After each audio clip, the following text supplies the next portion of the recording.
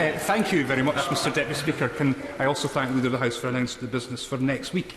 Well, it looks like the unelected circus down the corridor has just won the battle of the statutory instrument as this government hastily and embarrassingly withdraws all its plans to rein in the powers of these unelected ones. And with the imminent ennoblement of the Dark Lord Farage, it seems like the only intention this government therefore has for the House of Lords is just to increase the numbers of that grotesque place down the corridor.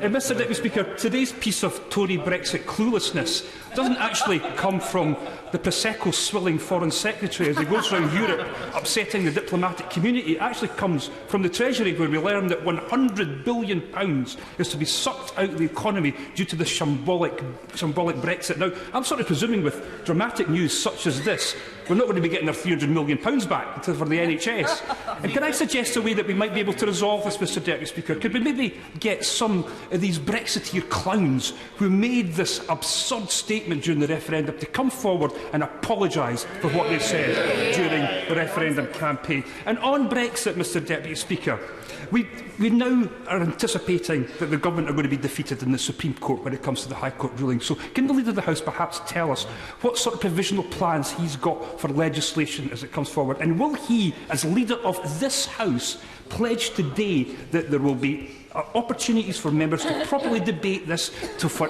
amendments to be brought forward, and there will be no attempts to curtail any sort of debate on this whatsoever? And lastly, Mr Deputy Speaker, the Labour Shadow Leader of the House and I are just about to leave after the session to go and do some recording for the Joe Cox Foundation as we reclaim the song "You Can't Always Get What You Want." It's for a great cause. I'm sure the Leader of the House will be prepared to support it, and maybe you'll even help us get to #1 in the new year. Yeah.